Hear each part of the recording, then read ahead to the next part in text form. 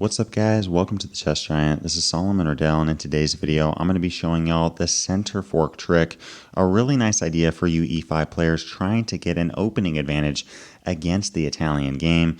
And I'm also going to be showing you some extra lines and variations that can really help you build a complete opening repertoire against the move e4. Now again, this video is for you e5 players. Prepare to meet knight f3 with knight c6. And the big question of today's video is, what do we do against bishop c4 with the Italian game?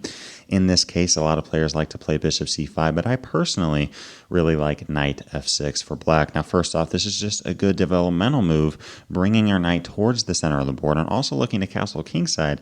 And on top of that, we're both attacking that centralized pawn on e4 and also preparing a potential d5 break, really breaking this game open and playing active, aggressive chess. Now, in today's video, we're going to be covering what to do if white plays a more quiet option like d3 or knight c3, looking to just defend the pawn on e4. But first off, what happens if white plays knight g5 with a fried liver attack? Absolutely crazy chess opening, attacking our pawn on f7, and we could go with the main line of d5, simply trying to cut off the bishop's range of that pawn on f7. But here I personally really like bishop c5 with the Traxler Counter-Attack. Many of you are probably wondering, and for good reason, at least I was wondering this, why can't white just play a move like knight takes f7, forking both our queen and our rook? Well guys, in this position, this exact position, there has been 66 games at the master and grandmaster level in which black plays bishop takes f2 with check, and black has won or drew 91% of those instances. I mean guys, if it's move 5 in the game and we've reached a position with the black pieces in which master and grandmaster level players are pulling in more than 9 out of 10 of the games, that's pretty good. Here, if white takes the bishop on f2 or plays king f1, in either case, this game is about to get absolutely crazy. And I actually made a video on this opening. Many consider this to be the fried liver attack against the fried liver attack. And I'll leave a link to it in the description below, and I'll also leave it in the outro of this video. So that covers knight g5 with the fried liver attack, in which we could play the Traxler Counter-Attack with bishop c5. I highly recommend you guys check that video out. Absolutely crazy and fun system for black, in which we really try to checkmate the opponent's king in the first 10 to 15 moves. Now, what happens if white doesn't go for the fried liver attack, but instead just plays a more quiet option like d3 or knight c3, looking to defend the pawn on e4? Well, following d3, we can simply play moves like bishop c5, a6, castle kingside, d6, put our bishop on e6 or g4. Playing h6 never hurts, defending the square on h5. We're simply going to develop our pieces, and we're just playing chess.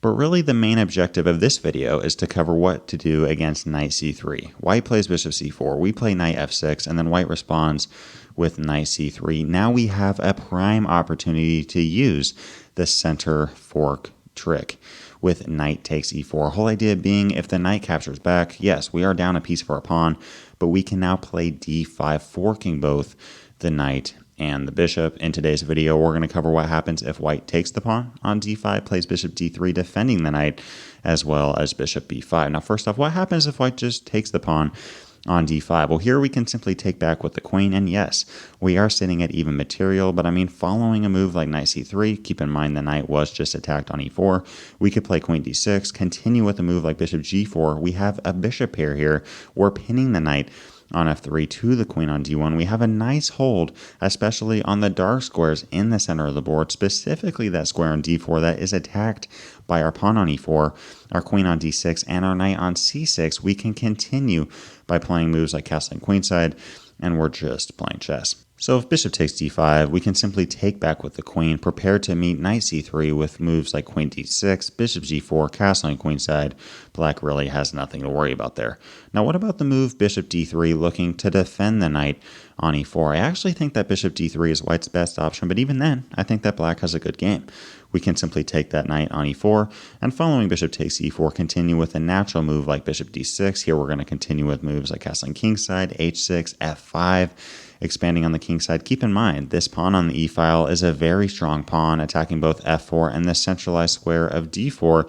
And many of you may be wondering, wait a second, what happens if white just takes the knight on c6? I mean, following b takes c6, we have double isolated and isolated pawns on the c and a files. And it is true, these pawns are not very good, but I do think that it is more than worth it because of the activity of our pieces. For example, here if white plays castling kingside, we can now castle kingside, and following rook e1, we can play a move like rook e8, throw our bishop to g4. Here we have a pretty nice advantage in development. We're pinning the knight on f3 to the queen on d1. We can continue with moves like queen f6, rook b8, attacking the pawn on b2, and we're just playing chess. I would take black here every single time.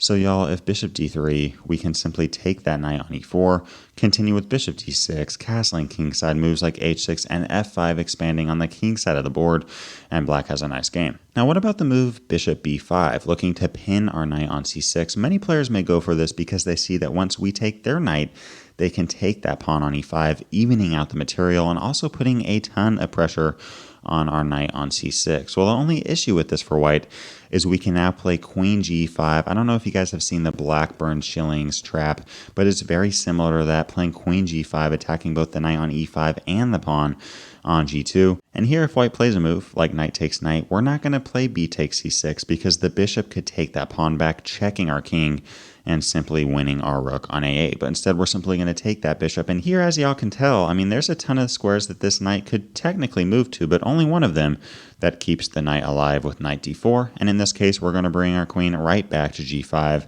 attacking the pawn on g2. Whole idea being if white plays a move like castling kingside, which by the way, they would love to do, we simply play bishop h3 and black is winning. If the move g3 is played, we play bishop h3 controlling the light squares. And if a move like king f1, well, now white has a king on f1. We can play queen e5, centralizing our queen, attacking the knight on d4. If white doesn't want to run away with the knight to a square like e2 or b3, they could play a move like c3. But then again, we just play c5, kicking that knight back. And here it doesn't take a ton to notice that black is simply better in this position. The two best moves here are either c4, really trying to get a grip on that d3 square, or bishop f5 followed by castling queenside. We're going to continue to keep the pressure on white, and black has a winning position. Now guys, going back to this original position of knight f6 attacking the pawn, and then knight c3, followed by knight takes e4. Whole idea being if knight takes knight, we have this center fork trick with d5. I thought I'd really briefly cover what do we do against bishop takes f7.